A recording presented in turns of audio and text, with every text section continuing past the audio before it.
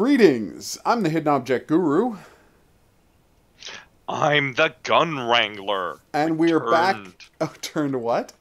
returned from the far wastes of America. You are back.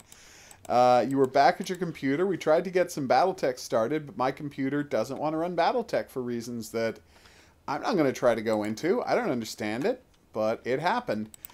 We are back with some Viscera cleanup detail. Hopefully this proves much more stable than our attempts to get a big mech brawl going. And oh my god, this level is disgusting. Very dirty. Well, Yep. it's a bracing change from the sci-fi levels and the James Bond level we've been playing, because those are basically clean locations that just have a lot of blood everywhere. But this place is just a mess. It's generally disgusting. Yeah, it's a prison that the ant lions from what do you call it? Bruce. Half-Life 2 is what I was going to say, have attacked. But you're right, calling them the bugs from Starship Troopers is just as good and maybe even more accurate. All right, so I will get cleaning. If you find the incinerator, let me know. I'm already lost in the tunnels. Okay. Promptly got lost in the tunnels. Almost immediately, one might say. I'm actually upstairs now. The tunnels got you upstairs? Yeah. One hell Over of a here. tunnel. Wow. Oh yeah, there you are. I saw you. I can actually see your shadow flew through the floor because this game isn't careful about stuff like that. So anyway, we did watch the new shows, so now we're going to talk some of them. Counterpoint is back with a new episode, and I'm just going to start off. I totally misinterpreted that photograph. That looked, the girl standing next to James Cromwell looked a bunch like the girl playing young Emily, and Yep. you didn't call me out on it. I thought it was reasonable to assume just based on how much those actresses look alike. And then when we see the actress who played young Mira in this episode, the actresses really did look alike. I'm not totally crazy. Yeah, you're not crazy, because I thought the same thing, which Yeah. is why I didn't call you out. Yeah, exactly. Like, I mean, I was wrong, but I'm not crazy for being wrong. It wasn't a lack of attention that got me. But Yeah, no, exactly. he's just It Mira's was- dad. Yeah. I did like... Is that actor's name actually James Cromwell? The totally British dude from Turn? From Turn? You not seen Turn? I've not seen Turn. Turn is a colonial, quote-unquote, right, the spy colonial thriller. spy show. I forgot Yeah. about that. No, I have not seen it. I'm pretty sure it's James Cromwell, from Babe and whatnot, as the old man version of her dad. I'm blanking on his. I'm Yeah, hoping me I'm too. wrong. Yeah, okay. I'm I'm pretty sure that's James Cromwell, but I've been wrong before. But anyway, he was, the star of L.A. Confidential and the farmer from Babe. That's who the dad is. I think his name is James Cromwell, but apparently that's a character name on a different TV show. I have questions. Does it say flea or re? Where I are think you? it says flea. Yeah, that's obviously. Oh no, it says free. It says free, not flee. I see why you would get confused, but that is free. Your which blood is penmanship requires Yeah. work. It requires Yeah, a lot convict. of work. So yeah, this was the big episode that explains everything. And okay, we see how the break happened. And here's a big question created by the episode. Is one side like the real world and another side the copy? Or because it's split, does it not matter? Like, does it not matter because of how it's split? Because I was just thinking about the fact that the show's own subtitles refer to the characters from the other side, what we think of as the other side, as Prime. And that would tend to suggest that that's the real world and we're the copy. Yeah, it is kind of needlessly confusing. Yes, it's a needlessly provocative thing to do to call that side Prime and not give our side a title. Yeah. We're So just sort of here. Don't worry about it. I don't know what it means exactly, but I'm worried that might mean something. But yeah, this is basically just backstory of the episode as told through what you, I think, very accurately refer to as a Cain and Abel allegory. Yeah, it's shades of Cain and Abel, and I Yeah. spilled everything. Oh. Because I mean, how am I spilling everything all the time forever? Oh, it just keeps happening. Oh, Um, wow, that was crazy. I think the ground's a little uneven here in your defense, so there you go. But yes, what were you anyways, thinking about that comparison? I think it's the fact that Yannick killing Yannick. Yeah. Yeah. Yeah, but what it goes down to is because you go to the story of Cain and Abel, and what happens is that God favors one of them more, and the other one gets jealous, right? And and so he kills his brother because God favors the other one more, because God prefers sacrifices of meat rather than sacrifices of vegetables. God's basically a dick. Yeah, no, I mean, I'm not saying God's not a dick, but I'm just saying that's the story. Whereas here, what's interesting is we get all of this stuff about how they're the same guy, right?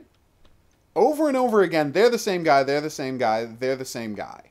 They like that is taken as an article of faith, and all of the other characters act like they're the same people.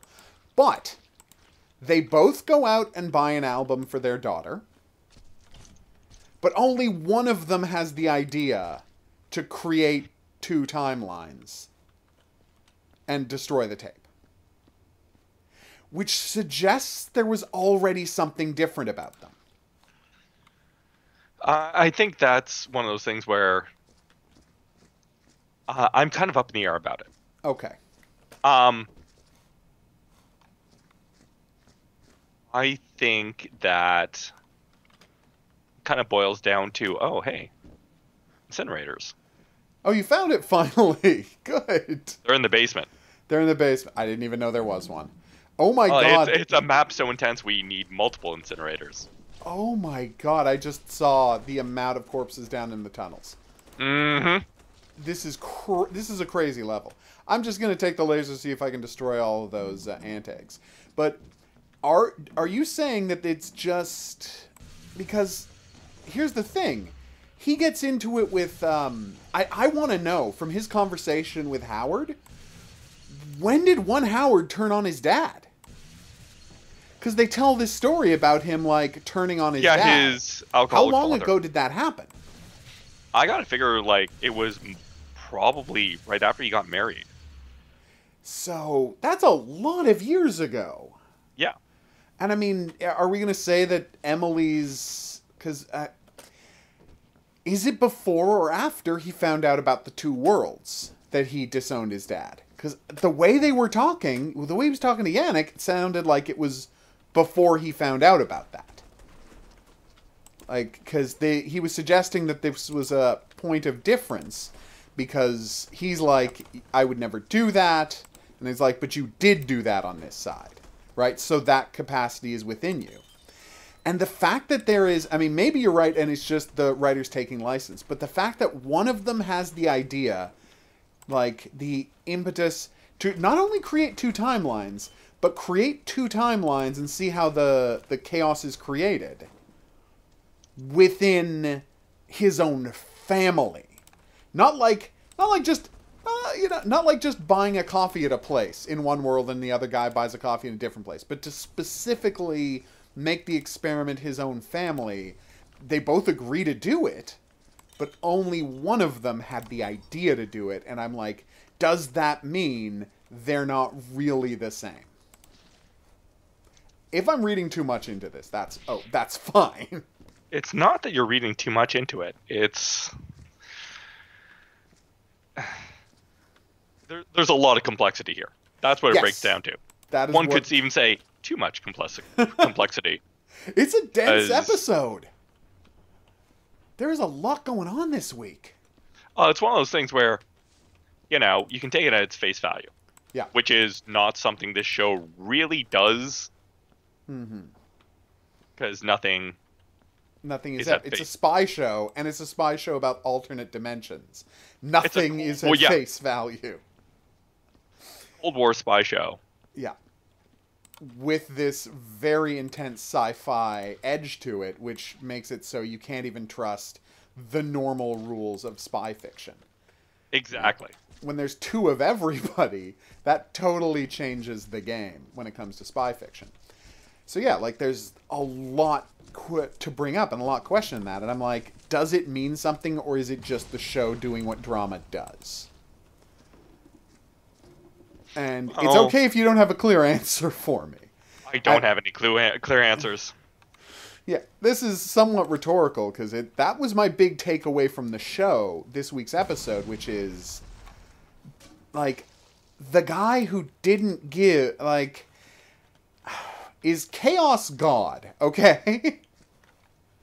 Because they specifically say they are like, is God Chaos? Because they, by doing the experiment on their own family, Yeah. they changed the world, right? It's such a small thing. It's such a small thing, but it gets his son killed.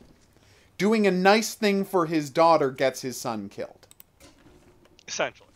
Yeah, no, I mean, that wasn't the intention. That wasn't the intention, and it's like it is such a long series of like steps to get there, but that is what happened. Doing a nice thing for his daughter, for Mira, gets his Rainier son killed. Yeah.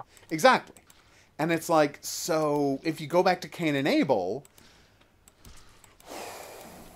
okay, and I know I'm going to read too much into this, so just you can scoff if you want. Yeah. Is like is God wanting you to, what do you call it, not mess with the fabric of space-time? Like, because again, if you go back to the story in Cain and Abel, one of them was favored, one of them was not favored. And yes. The one who had the idea to mess with space and time and create two things got favored, and the other one didn't. Mm-hmm. So what I'm saying is, by creating the two realities, does that make that Yannick the creator of the new world? Okay. Okay. I know it's a stretch. No, just let me think this one out. Yeah. Huh.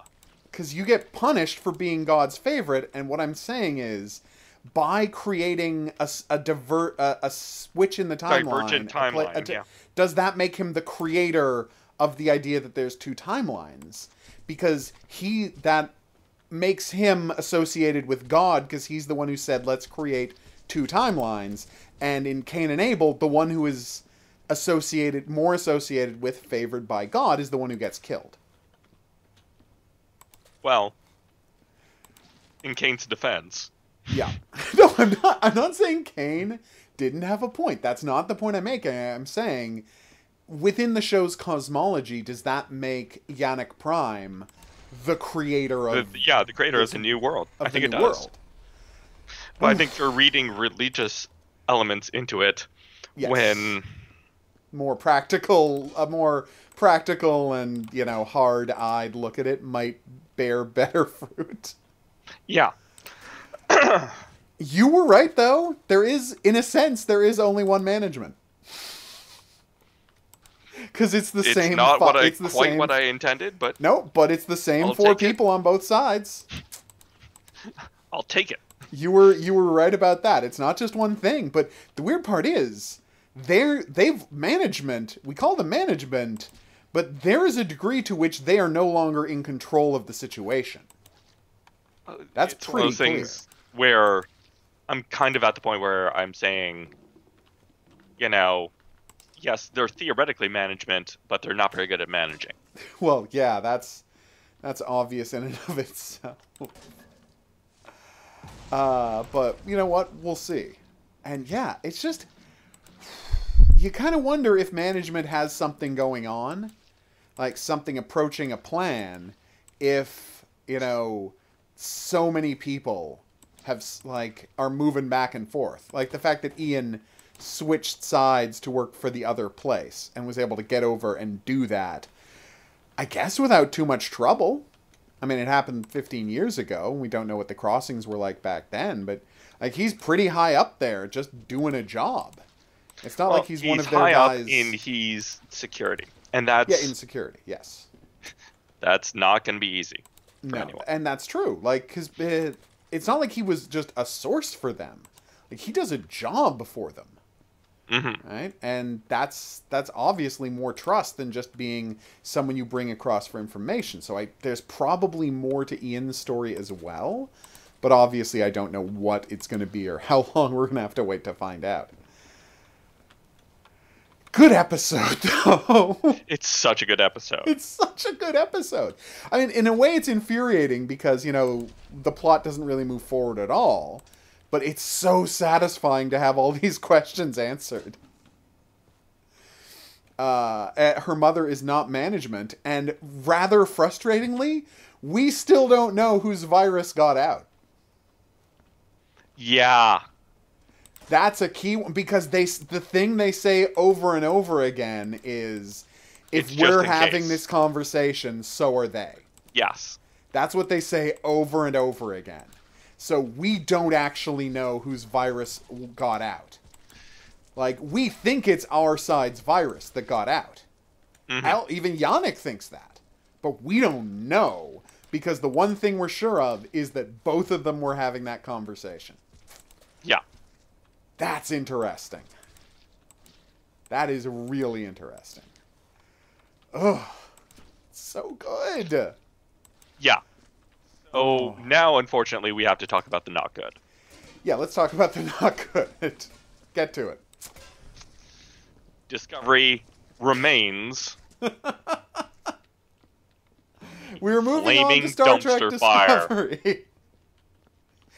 It was a mess of a first episode back. Here's what I don't get, right? So, the show's back. The show is back, right? And you want them to have learned their lesson from the first season. Nope. Right? And so Captain Pike shows up wearing a pretty awesome Star Trek uniform. That was pretty cool. And up I'm to the point where Captain Pike didn't actually do anything or say anything or be really effective as a captain. He's one of my favorite actors. No, I mean, he's a wonderful actor. Nobody's complaining about the actor. He didn't have a lot to work with this week. No. The problem again, which I'll say is, I've said this before, I'm going to keep saying it like pretty much forever. You don't make a Star Trek show with a main character. And I said this when we were talking about the end of the season. I'm like, the biggest lesson they could learn is to stop thinking of Michael as their main character. Because that's not how Star Trek is traditionally structured, and the world doesn't fit that way. The weird part is, the whole concept of having a main character flies in the face of everything the Federation is about. Also true.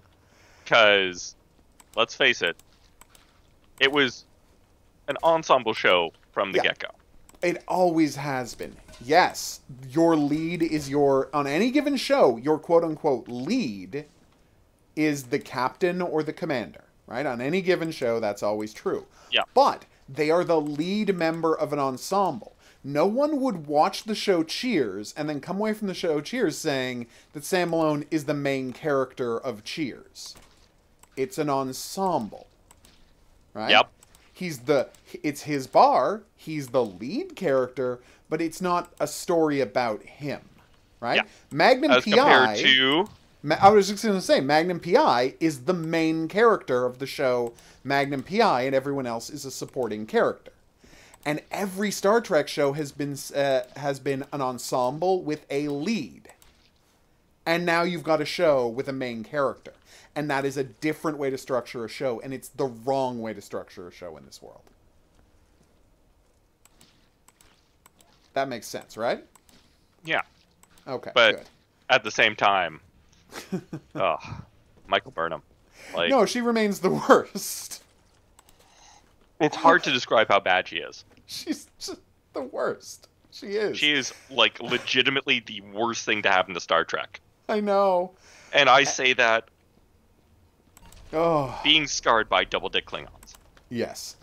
Again, it's a joke even within the world of the show. But anyway, it's bad. She's not good. She's a terrible presence on the show. You're so frustrated with her all of the time. She makes all of the wrong choices. And you're like, I mean, maybe Spock is, maybe, because I was very excited to see who their new Spock was, to see what they were going to do with Spock. And Spock has the worst facial hair. What were they thinking of with Spock's facial hair? Like, I want to see this actor for a couple of episodes before I judge his Spock performance. But just seeing him with that facial hair, I'm like, what is wrong with you?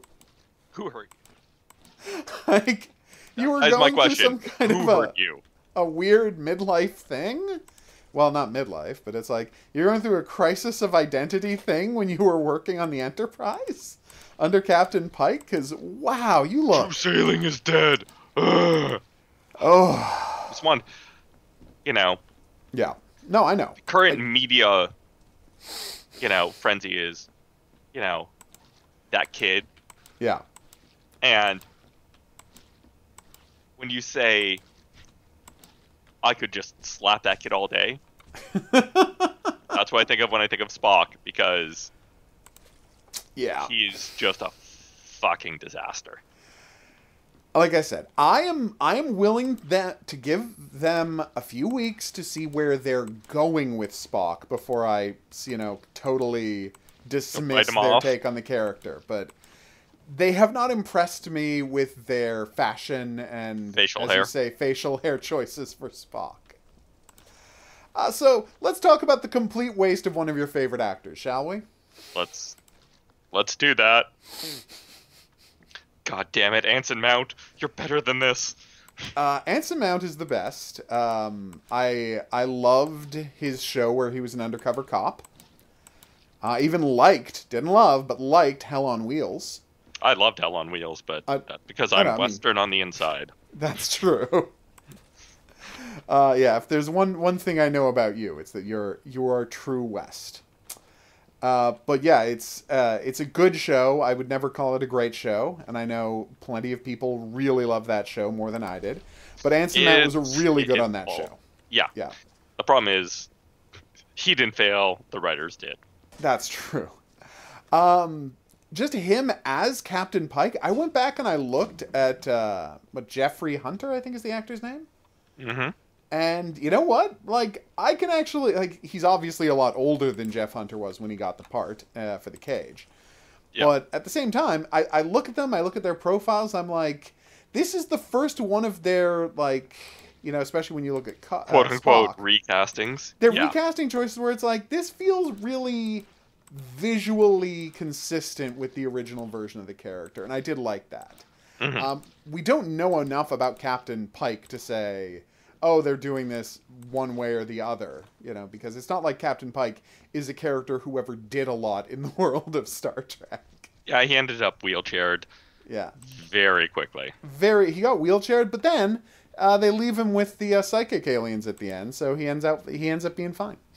Yep, he's okay. It's actually quite a happy ending for Captain Pike, compared to a lot of other supporting characters. So right now, Pike is a name and a visual. And he does nothing to the character does nothing to distinguish himself in this first episode, but it's not like he disgraces himself either in this first episode. Yeah, he doesn't disgrace himself. No, he doesn't. Because he's not called to make any major tough decisions. It's like he's not called to make any decisions at all. He's like he's just sort of there, and Michael Burnham's doing everything. Yeah, and again, that's structurally a real problem with the show. And the weird part is, I'm worried he's going to get stuck in that role, because the one thing about Jason Isaacs was, well, he was always up to something. He always had sinister schemes going on. His schemes weren't particularly schemy or sinister. No. They were just sort of there. They were kind of there until it all came out really fast right at the end of that first season. Oh, he's a mirror universe. Honestly, okay. Anyone from the mirror universe isn't going to go back. They're just going to kick it old school on our side. Yeah, it is better being here. Like, everyone from the mirror universe does seem to understand that it's way better being here. I think that is completely clear. So yeah, it's this weird situation where, because he hasn't found a place to distinguish himself, you're like, how does this character have any authority when the writers let Michael Burnham do whatever she wants and it always works out for her? That's the real problem. Like, this is why the central character of the shows tend to be the captains, because make decisions. Yeah, because the captains have to be the one on a ship making decisions, or it's not a military operation. Well, it's as simple as that. That's another thing that I feel really oddly about. Okay. Because they're like, oh, Starfleet is not a military operation. I'm like, it is. It is? I can't imagine. It's also a diplomatic organization, and it's also an exploration organization, but all of those ships are armed. Yeah. It is fundamentally a military. It's organized like a military. Yes, That's why you have a captain. That's why you have admirals. Every ship has a captain. There are admirals for every capital ship. Like, it is completely, from top to bottom, organized like a military organization, and to pretend it's anything else is a little weird. Yes, that is fighting, defense. Within the world of Star Trek, I guess they like to say, and they certainly like to think, that, war isn't their primary job, but it's top two, Mm-hmm.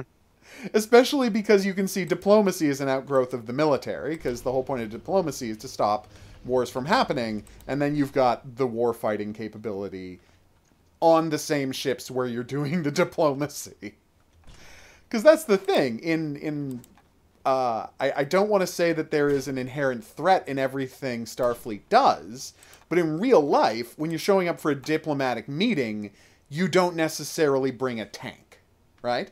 In real life, you don't fly into the enemy, when you're going to travel for a diplomatic meeting, you don't roll warships into the enemy's harbor. But Starfleet, wherever it goes for any diplomatic thing, they show up with warships.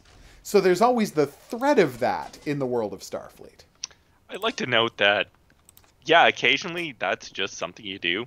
You just roll up and you roll apart. Yeah, absolutely. No, and you totally do. And I agree that there are many diplomatic situations where you want to know that you've got your tanks, not tanks, but you've got your capability right there to do some damage, and hey. Yeah, it's honestly, it's part of diplomacy. But Starfleet never leaves the warships at home. Because it's not an accidental that the flagship, you look at Star Trek The Next Generation, the flagship of their fleet, is the Enterprise. The Enterprise is the #1 ship sent on all major diplomatic missions, and it's their heftiest warship. And the fact that they send their heftiest warship on all diplomatic missions gives you a sense of what they are as an organization and where their priorities lie. Right? Again, I could be reading too much into that. But I think it says something about Starfleet. It does say something about Starfleet, but at the same time... it's the way everyone rolls in the future world. What? Do you think the Romulans are just like, hey, what up? We believe in peace. What about the Cardassians? It's a hostile universe, and yes, I would agree to some extent that Starfleet is just reacting to a hostile universe, but how do I put this? They're playing the game, they're not trying to change the game. Right? They're playing the same game as everybody else. They have better branding, but they're playing the same game, is what I'm saying. And, it was explored better and further in DS9. Yeah, of course. Yeah. Because, Discovery's a piece of shit. No. Again, it's just the first episode. I'm giving them at least till half season to see where they're going with this. I don't want you to completely dismiss it based on that one episode. It wasn't a great episode by any means. You haven't heard me defend it, but I'm not going to write it off based just on this. Although I will say based on this. No, I will base. There will be a lot more to base it on before the season's out. But again, my biggest complaint is them, and I think the weird part is, and I think there's a sign in the episode that shows that they don't understand what they're doing, which is he shows up in that awesome Star Trek uniform. There's yellow shirts, there's red shirts, there's blue shirts. You're like, yay. I'm like, good. They understand how Star Trek is supposed to look at least, and they can figure out the rest later. Yeah. And then by the end of the episode, he's wearing one of the terrible Discovery uniforms. I'm like, oh, no. What are you doing? You should have got all of the crew into the new Star Trek uniforms. That was the obvious choice, but... No, they decided to keep their terrible uniforms. What a strange choice you guys have made. And honestly, it's a strange choice that I just don't get. Like, you had costume designers make better looking uniforms that more fit with Star Trek tradition, and then you just didn't use them. Yeah, and then you're like, oh hey, Psych! This is the thing? Nope. We got your hopes up, and then we expertly dashed them. Oh, so yeah, that's the big part where I'm a little iffy at the moment. All right, so now we can move on to the third thing we're going to discuss. We both watched the first 4 episodes of Punisher Season 2. Yes, and thank God.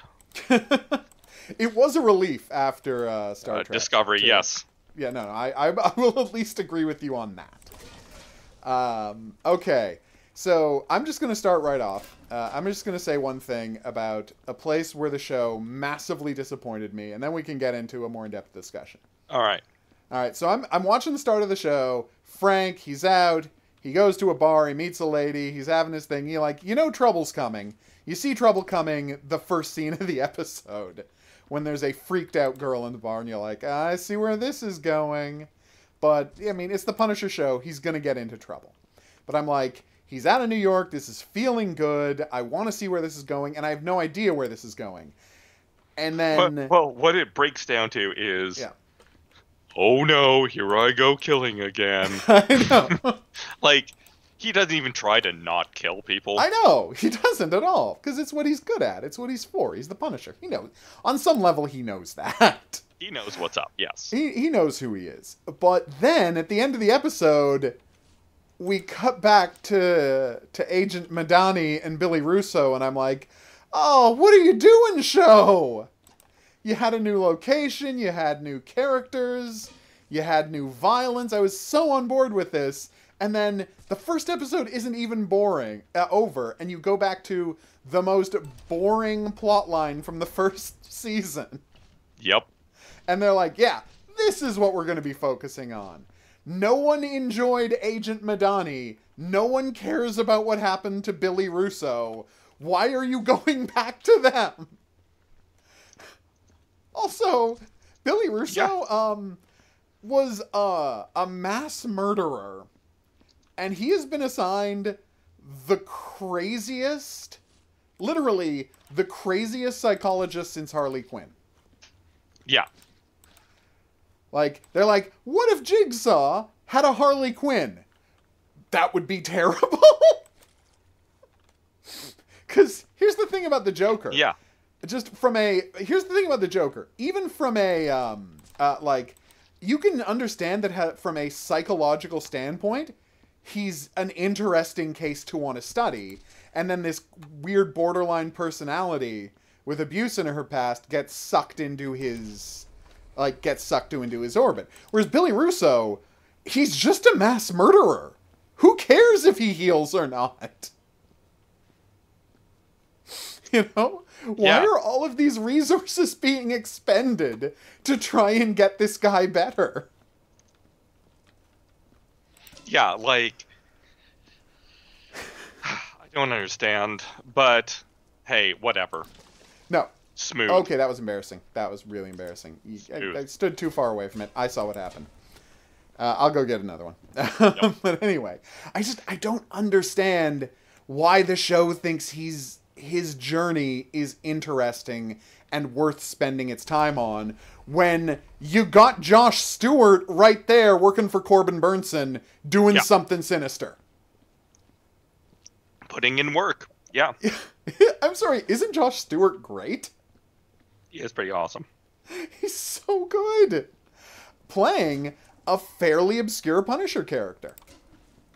Like, a character so obscure. I mean, they've changed him enough that it might not be recognizable anyway, but were you even familiar with the character he's playing? No. Okay, that surprised me. Yeah, that is a character. Yeah. You're shocked to find out that this is an existing character.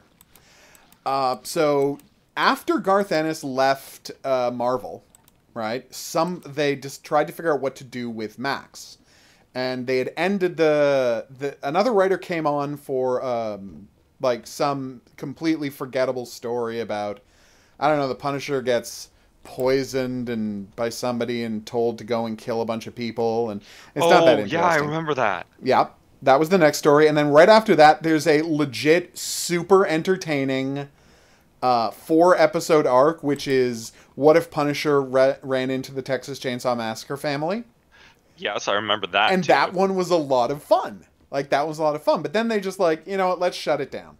So then Jason Aaron, who works at who works at a bunch of different comic companies, but he was working for Marvel at the time, said, let me come in and wrap up Punisher Max. And I'll do 20 issues and we'll just close down the franchise and kill off the Punisher and like give us closure.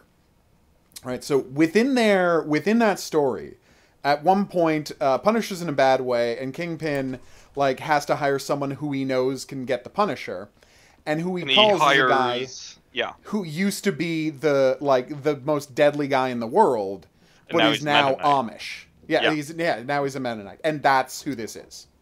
Very loosely based on. That's who this is. Yeah, very loosely, because again, he's got the 2 sons, he's got the dying wife. It's the same character, but they've changed him so much that I could see that it wouldn't jump out at you that it's the same character. Yeah, yeah, but that is who he's representing in Punisher lore, and he's a lot of fun. It's an interesting character. Yeah, and what I love is he's doing because it's so easy to do the religious evil guy so cornily, but he's really selling that this guy, you know, believes he's doing the God's work, like that believes he's on the right side of this, and he's like, the world is full of sinners, so it is very. It's weird because he's working with sinners and he recognizes that he has to do the job, but it's like at any moment he can justify killing people because they're all sinners anyway. Like they may work for him on his side, on the other side, everybody's sinners. And he always gives people a chance. And as we learned, if he offers you a deal, he'll play fair with you. Yeah, he'll stick to the deal. Yeah, he'll stick to the deal. And I'm like, so many characters, they're like, oh no, they're all hypocrites. But no, you give him the information. Like, if he wants information from you and says he'll go away, if you give him the information, he will go away. He will, in fact, go away. Well, it's funny because you get that scene where they come and they try to take, they've all been arrested by the cops, and they try to pick them up and take them out to murder them. And the local cops say no, and you're like, I feel like he would have left the local cops alone had they just handed over Frank Castle. True. Yeah, like you really get that sense from his character, which alone makes him an interesting character for the show. Because villains had been much more, how shall I put this, needlessly cruel and ruthless before Josh Stewart came along.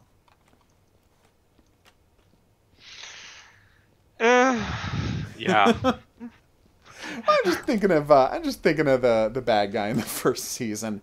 He wanted to kill everybody. He murdered Frank's family for no reason. Because. Just because. Well, because he got his eye gouged out is the reason. Because Frank cost him an eye, and he's like, okay, I'll murder his family. Jesus, buddy. Just kill Frank. You know? Yeah. Like, you can just kill the one guy. It's fine. But yeah, that's what we got. So, what did you think of the first 4 episodes, just overall? Like, highs and lows. It's a slow start. That's what it breaks down to. It's a slow start to a good show. Yeah. It really is, takes a while getting started. But I will say, I liked, in the first 4 episodes, we got 3 action set pieces. Yes. There was really no action in the 4th episode, except for something happens that makes you be like, I don't just want Agent Madani to lose her job. I think she should be in jail. She shoots a cop. Yeah. You can't be trusted with a gun, lady.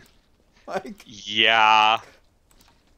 I mean, he did sneak up on her. He did. I'm willing to give her like a certain amount of sympathy, but as someone who spent basically the last week shooting, before you shoot something, anything, you assess what it is you're aiming at. Exactly. You make a, because that's the thing. She didn't decide to shoot. She just shot. And it's like, if that is your reflex, you shouldn't be doing this job. Because you didn't make a choice about who you shot. You just turned and you shot.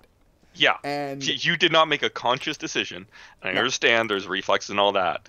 But you know, as a your cop, finger was... Yeah, you should not be trusted with a gun. Sort yourself out. Oh, sort yourself out. And, okay. I really liked the action scene in the first episode. Yeah, that was actually pretty good. Oh my god. And I did like that one chick. Wasn't she entertaining? She was. She was so good. Oh yeah. No, they put her down. But that whole bar, oh god, the bathroom knife fight though. Like, I don't know if they're ever going to top that. That was a great knife fight. It was. I don't know if they're ever going to top the prison fight from season 2 of Daredevil with the Punisher. Just, you know, breaking bones and gouging out people's eyes and just tearing guys apart. But that was a beautiful knife fight. That was a gorgeous knife fight, and I put that in the top 5 along with the Winter Soldier knife fight. There you go. Like, and that's saying something. It's just a beautiful knife fight, and it started. So, one of my favorite, just as you know, I'm big Punisher fan all the way back to 70s Punisher. I love Punisher stories. Always have. That's why I was so excited for this show, for the good and the bad of it. But anyway, there's this one time where he has to, like, he doesn't have any guns. He's on a bus that buried in snow, and he's gonna have to fight a guy, and with a knife, right? And what I love about it is he's like, the first rule in a knife fight is you're always going to take, like, there's no way to stop yourself from getting cut. Like, it's going to happen. Yeah. So the first thing you have to do is you're going to get cut. It's going to happen. So you have to give yourself a part of your body that can take a cut without it causing you major blood loss. So the first thing he does is he takes the heaviest jacket he can find and wraps it tight around his left arm no, I'm talking about the comic book. Around his left arm and secures it so he's got something for the guy to cut. And in this, right before he starts, he takes off his belt and he starts wrapping around his arm, and I'm like, oh, there, you know, there it is. There it is, the first rule in a knife fight. Yay, they're actually doing it. Do you know who wins a knife fight? Who's that? The guy who bleeds to death last. That is actually what I was taught. The rule. That is the rule of the knife fight. Jesus. But, I mean, that's how this plays out, though. Oh, God. And, I mean, I don't know if you're ever going to top the bathroom fight from Mission Impossible Fallout, but when he rams that guy's head through the sink in this thing... Yeah, you just sort of wince. Whoa! I mean, that is a kind of brutality I wasn't expecting, and I knew I was watching a Punisher TV show. Yeah. Oh God! And then the fight on the dance floor that just goes on and on and on. And it's like where they've just got more and more mercenaries coming. Yeah, it's just like this endless stream of guys. And you're like, oh yeah, no, it turns out they had 8 guys ready to go. That's crazy. Yeah, and it's brutal, and it just lasts, and it gets worse and worse and worse for everybody, and I loved it. That whole fight scene made me so happy. Fantastic fight. Yeah, it really was. I mean, and the fact that the second episode's fight by comparison is literally just like him laying an awesome trap. Yeah. Yeah. That's all it is. It's just he's laid an awesome trap. And it's like, what a great trap. He's so good at this. And then a nice little bit of, cover-based gunplay. Right? The little sequence where he's being pinged from outside and he's got to find his angle to shoot the guy from. Oh, sorry about this. No worries. I will call them back. Hold on. I will make a note of what time this happened so I can edit it out later. Phone call. Call around 46. Oh. So I'll see what it is. I'll pick up where I was.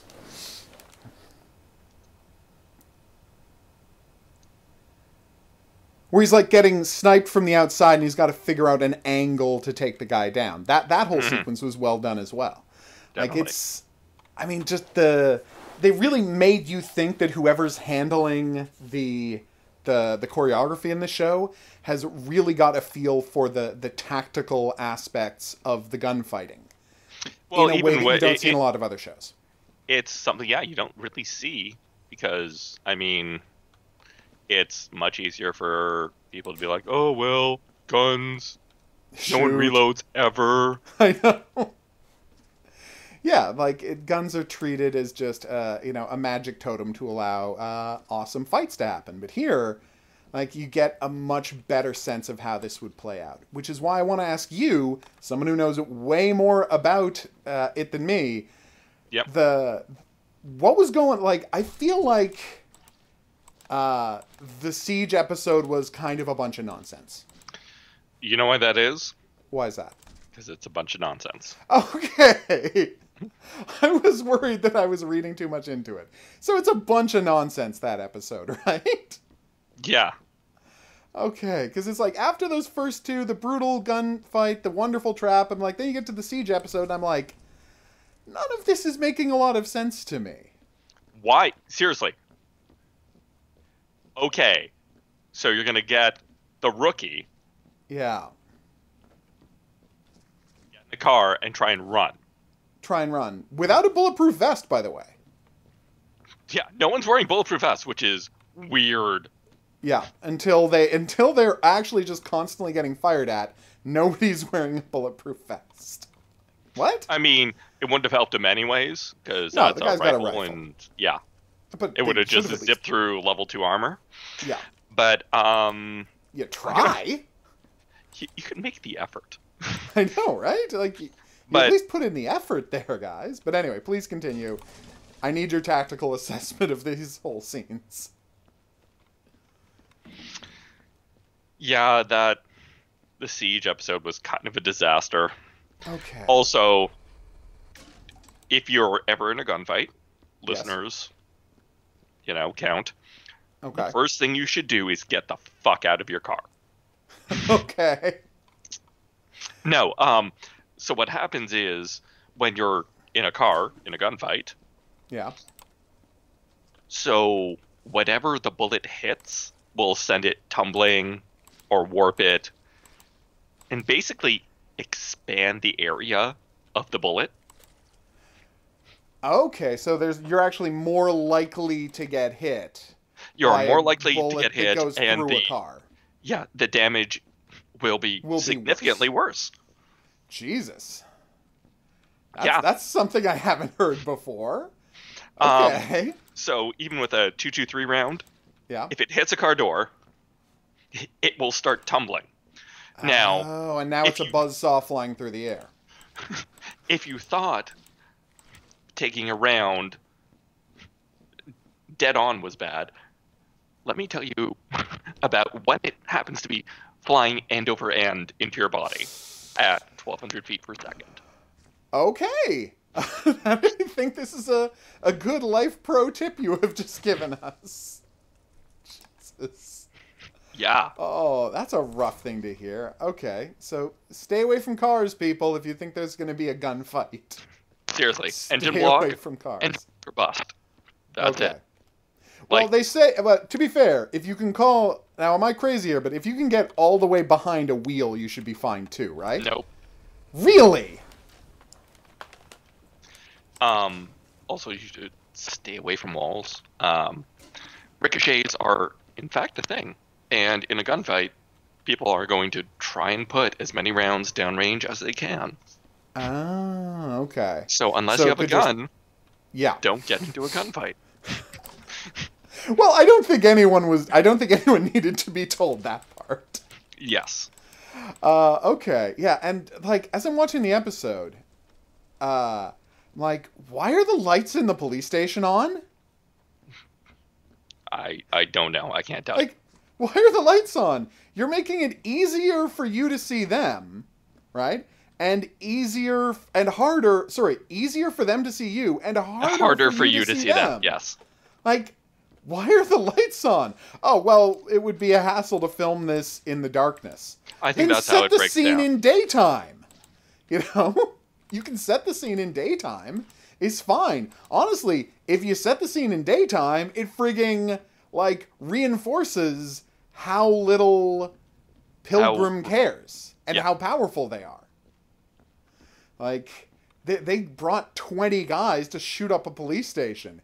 It doesn't have to happen in the middle of the night. Yeah. Like, if you're willing to do that, you've got a pretty good feeling that there's going to be no consequences. So yeah, but a lot of the scene, I didn't get how they were preparing and what their tactics were. And the fact that it gets resolved because Frank can just leave without anyone noticing that he left? Yeah. So I'm like, does he have some clever plan to get out of there and ambush them? No, just in the next scene he's outside. But yeah, how did he get outside? He just, like, walked out the door and was like, okay. Like, okay. Here I go killing again. And again, I like it when he kills people. It's all very well shot, but I feel like they didn't earn it that time. Yeah, it was kind of cheap. Okay, good. I was worried that I was being too hard on it, and I thought you could tell me how this stuff really plays out. But apparently, I was the right amount of hard on that scene. Yeah, no, that one was... I can see what they were going for. They just botched it. Yeah, they just straight out botched it. Oh, so frustrating. So, can we be the 8,000th people to complain about how garbage Jigsaw's makeup is? It seems like a really low bar, considering that we also talked about Star Trek Discovery this week. Oh, man. I don't know if I'd say it's that... Well, no, it's that bad. Yeah. He's not scarred at all! He's still super pretty. He's super pretty. They let him keep his fashionable goatee. And he's got like 3 lines drawn on his face. I saw someone on Twitter's response was, if I go to sleep on my couch, my face looks more messed up than that when I wake up. True. Like, that's pretty accurate, actually. Fly your face down on a leather couch for a couple of hours? Yeah, you're going to look more messed up than Jigsaw. Like, where are the obvious stitch marks? Where are the brutal lines? Like, okay, in the comics, he looks very different. Yes. Incredibly different, in fact. But? Like, that's the thing. He just looks like someone, like, it's like, okay. Like, honestly, it's the kind of scarring that you wouldn't look twice at if you saw it on the street. Like, if there was a guy in front of you in line at a bank and he was that scarred, you'd be like, oh, I wonder how he got all those facial scars. And you wouldn't be horrified by how he looks. You wouldn't really notice. Like, later in the day, like, the original Jigsaw and how they made Jigsaw look in Punisher Warzone the movie, an amazing movie that everyone should watch, by the way. It is pretty good. It's fantastic. Like, it's the best Punisher movie by far. But, of course... I still maintain that this has the potential to be the best Punisher adaptation overall. It's not there yet, but there's a lot of good stuff in it. But anyway, the Jigsaw in that, right, is the kind of thing where it's like, if you saw Jigsaw from that with that look in real life, that would be all you talked about for a week. Yeah.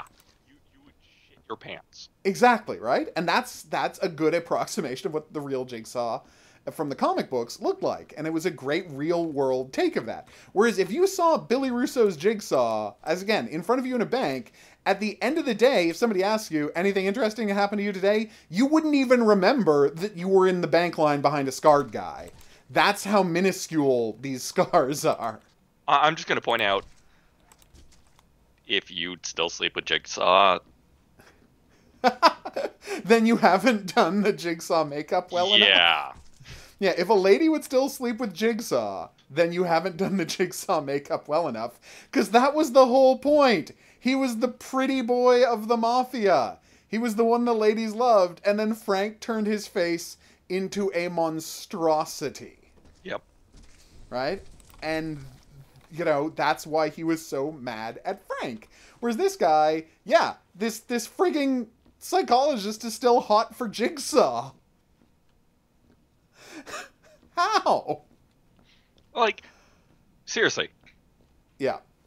I don't get it. It's not a high bar. No. No, it's not a high bar to not be the worst thing on this week's show. But Billy Russo's makeup may not have made it over that high bar. Because I think their makeup choices for him as Punisher are just... if taken out of all other context, their makeup choices for him as Jigsaw are worse than any single thing that happened on Star Trek Discovery this week. Yeah.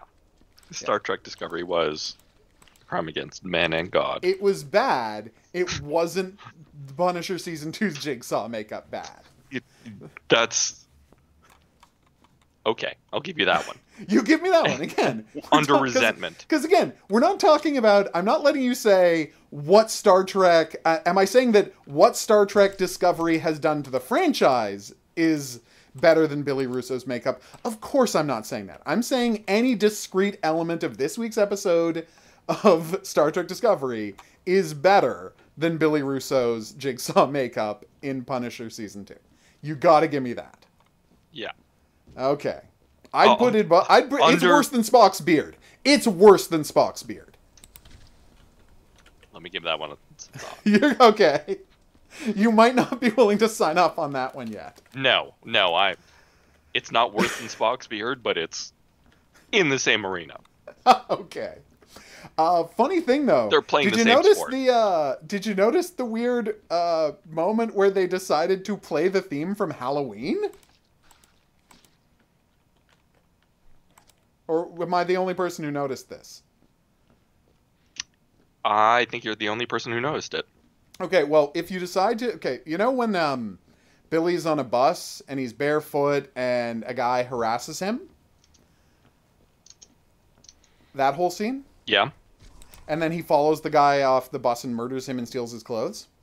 Honestly... It's not an important part of the show. Okay, well... No one's that big of an asshole in real life, but... I know, right? Like, it doesn't seem like... Who is this big of an asshole in real life? Like, are you trying to get killed? Yeah, it's like, are you putting in work? Are you gonna die? That's what it feels like.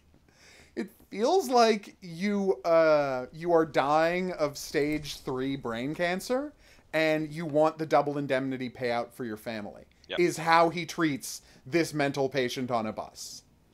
Right? That is how this character acts. Because the weird part is, had there been the way that, you know, young asshole guys interact, if there had been a gang of 4 guys, who were egging each other on to prove themselves and want to seem tough in front of each other, I could see them bullying Billy on that bus.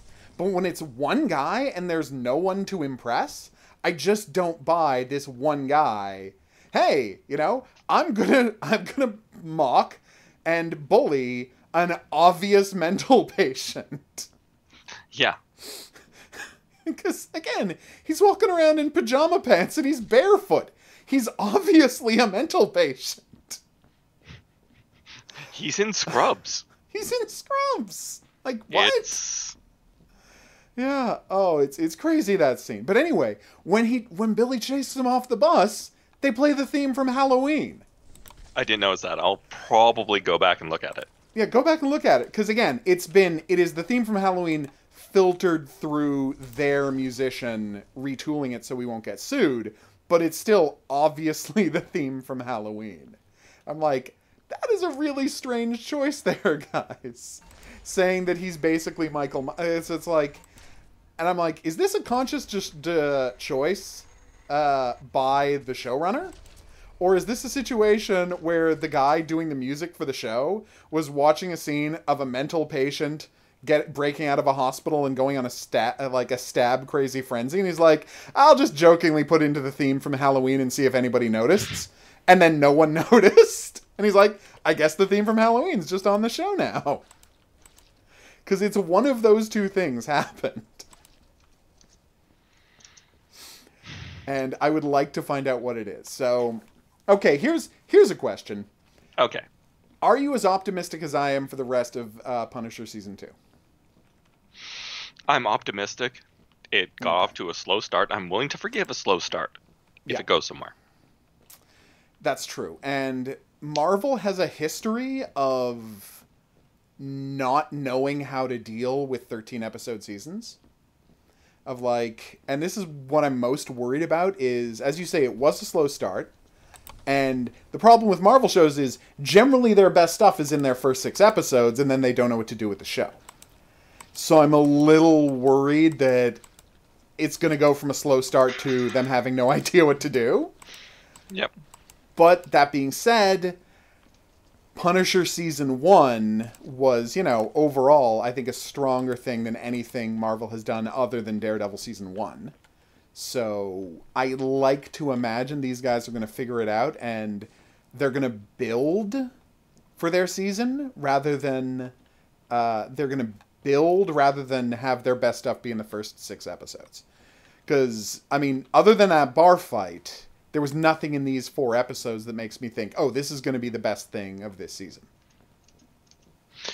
I think we can only expect more. Okay.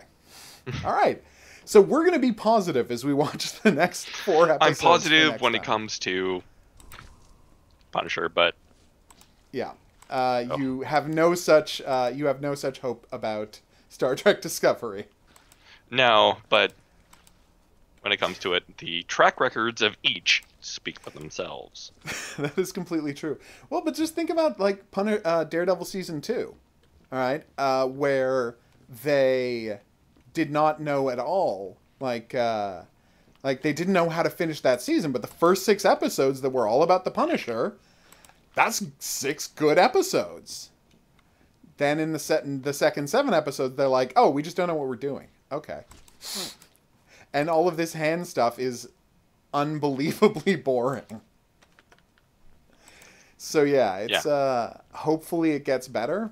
I really do hope it gets better, and I hope they have, they're going to break the Marvel curse of the back half of seasons being terrible, but it has been the true of all of their series. The worst, of course, being Luke Cage. One interesting thing I'll tell you, though, Punisher hasn't been canceled yet. That's weird. It's weird because the other shows, right, they went on this crazy kill frenzy where in the weeks before... Oh my god. What is it with me today? Alright, I do have to get this. Okay.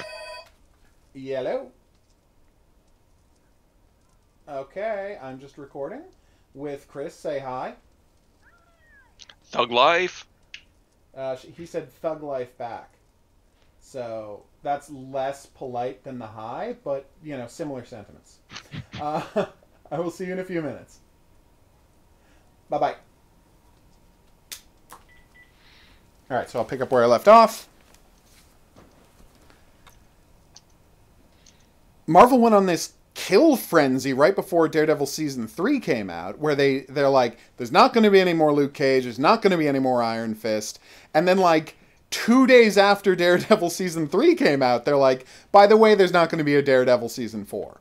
They waited until it came out, but then right after it came out, they're like, yeah, no more Daredevil Season 4. And so everybody was watching Punisher. They're like, are they going to cancel Punisher before Season 2 even airs? And they didn't. And then it's like, I read an interview with the star of Punisher. I'm blanking on his name at the moment. Joe Bernthal? Joe Bernthal, yeah. Where they're just like, so how does it feel knowing that they might cancel you by the time it airs? And he's like, what can you do? We did the best job we could on our show, and it's totally out of our hands. But here we are, a full week later, and they still haven't canceled the Punisher. Honestly, I think it's because they don't want the Punisher. You think Marvel just doesn't want the Punisher? No, Disney doesn't. Oh, sorry, Disney doesn't want the Punisher. So you think Disney doesn't care, and they will just let Marvel keep doing the Punisher as long as it wants to, because Disney is not going to generate... Because Disney's is like, here's the thing, we're never going to make a Punisher movie. We're never going to make a Punisher TV show. We sure as hell aren't making the Punisher the second lead in a Spider-Man movie, where he belongs. Yep. So maybe...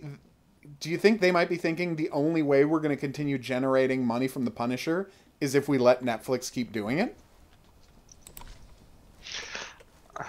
I think it's also since they're starting their own streaming service, they don't want the Punisher's dirty myths all over everything.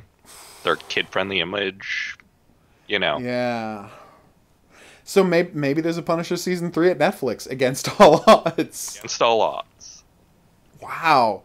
That would be amazing. Although the same thing could happen to Jessica Jones, because it is a, equally unpleasant TV show. Although a much worse one at that. Okay, so well, we're not here to talk Jessica Jones. So do you have a big takeaway from these 4 episodes? Good things are coming. Please, God, let good things be coming. Okay. Good things are coming. What I like is, my big takeaway is they have done a good job of setting up the, like I said, I almost cannot express how little I care about Billy Russo and Agent Madani and all of that nonsense. But the evangelical town of crazy faith healers and medical research corporations seems like it could go somewhere interesting.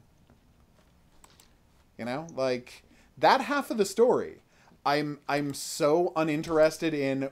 What I can only assume is happening is Billy Russo's gonna go, he's gonna get some goons, they're gonna commit some crimes, Punisher's gonna chase him down, blah blah blah. Maybe we're gonna get some good action of it, but it's dramatically speaking, I don't care about him. It's a goddamn mess. At all. Yeah, exactly. I don't care about him at all.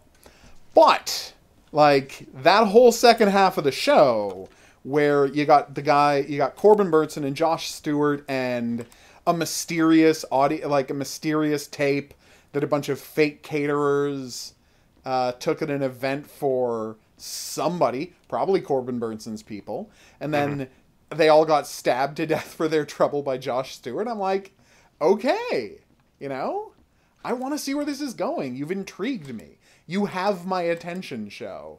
So, work with it. Yeah. Work me with it. It's just what they're doing with Jigsaw frustrates me so much. I don't care if he got molested as a kid. No one does. No one cares about the villain sob story. No. If he didn't murder 30 cops, then I might care about his sob story. But remember when he murdered 30 cops? So no, I don't care about your sob story, Billy. You shouldn't have murdered 30 cops if you wanted me to get even a little on your side. But you did murder 30 cops. Yeah. So there you go. All right, so that's the first 4 episodes of Punisher. Next time we are going to be back with episode 207 of Counterpoint and episodes 205 through 208 of Punisher. Yep. And we're going to negotiate whether we actually watch Discovery week to week or whether we come back. We're going to watch it three week to week episodes because it's just too much of a train wreck. It's, okay. It's an active dumpster fire. Whether or not we're this hard on it every week, we will at least do a drive-by of Discovery every week. Check yourself. It just like I'm not saying that they should have listened to us, but we did lay out how they could have fixed the show. And rule one is Star Trek doesn't have a main character. I did a better job, falling down drunk. Of pitching what they could a do. new Star Trek series. I know. It's frustrating. All right. So that's that. Do you have a quiz for the people? Okay, what would be the subject? Punisher would be best. Because that's what we're most excited about. Yes. Okay. Name the Man of Stone's henchman. Oh, I love the Man of Stone's henchman. That was such a good arc. It really was. It's a really great arc, you know? Him working for Nick Fury, doing Black Ops, that's great stuff. Cold War Punisher at its best. Yeah, it really was. Yeah, now, Punisher's had some amazing spy adventures over the years. The kind of stuff that you could do on a TV show. It's almost like you have some sort of manual that would tell you how to make a good show. Well, the thing is... With a visual medium included. I know. It's almost like it's already been storyboarded for you. The problem is, and this is the real problem, is Marvel only knows how to make one show. And that is a show with an ensemble cast of characters that tells a single story over 13 episodes. That's all they know how to do. Admittedly, Daredevil Season 3 wasn't great. Yeah. I still haven't seen it. It's mediocre. It's... Okay. Basically, you've seen it. You've seen Season 1, Season 2. Okay. But... It's Matt Murdock being like, I don't need friends. I'm going to protect you. Oh, Matt, you're the worst. But anyway, But they only know how to do this one show. You get an ensemble cast, you get 13 episodes, and you tell one story over 13 hours with some minor asides, but there's never an episode threat that is dealt with in that episode. That just never happens on the show. Because even when there's a villain who shows up just for one episode and gets killed at the end of that one episode, it is always in service to an uber plot that, is never far from any of the characters' minds. Yeah. And that is not how you should be doing The Punisher. The Punisher, you should come in, you do an episode or two about him taking down some slavers, or him taking down some corrupt businessman, or him taking down the Texas Chainsaw Massacre family, and you just have a new Punisher adventure where he kills a bunch of people every week. The Punisher is a men's adventure hero. He's supposed to get in a car and drive to a new adventure at the end of every episode. That's what he used to do. Because what people don't understand is, pre-Garth Ennis, right, Punisher wasn't a guy who just hung out in New York. Yes, he was New York based, and yes, he was in New York more than any other specific location, but fundamentally, he wasn't a New York superhero. He wasn't from New York to begin with. No, not originally. Originally, he was just a... corn-fed everyman. Yeah, well, originally he was the Executioner. He was just the character of the Executioner. No, not Mac Bolan the Executioner. It was a one-to-one ripoff of Mac Bolan the Executioner originally. He was a guy, he was an American everyman, and he traveled the country getting into scrapes. And really just fighting the mob. Right? Then, in the 1980s, they changed it. They gave him... He was a New York guy. He was based out of New York. He would have adventures all over the world, but they would tend to be more towards New York than other places. And then Garth Ennis comes along, he's like, no, he's just a New York superhero. He's just one of the 85 superheroes who works in New York. But, he kills way more people. And then Garth Ennis broadened his scope and did take him to other places. But Garth Ennis, no one can argue that his focus was always more New York Punisher than anything else. And just as a rule. Yeah, as a rule. As a rule. And that's, again, it's a very broad rule, but that was the rule with New York Punisher. And so I'm just very interested to see if they can do some, and that's why I was so excited by the first episode. It's like, maybe he's not just going to be a New York guy this time. No, they film in New York, so that's where their production apparatus is. Here we are. So there you have it. Okay, so we'll see you back here next week for, maybe we get Battletech running, who can say? But we will be back for Counterpart 207, Punisher 105 to 108, and then at least a drive-by of the second episode of Star Trek Discovery. Oh, God. Well, I mean, honestly, it'll be a drive-by depending on how much you have to say about it. Yep. And if it gets bad enough that I turn on it, which, I mean, it's possible. Stranger things have happened. You're setting a low bar for yourself, but cool. I really am. All right. So we'll see you back here for that. But until then, au revoir.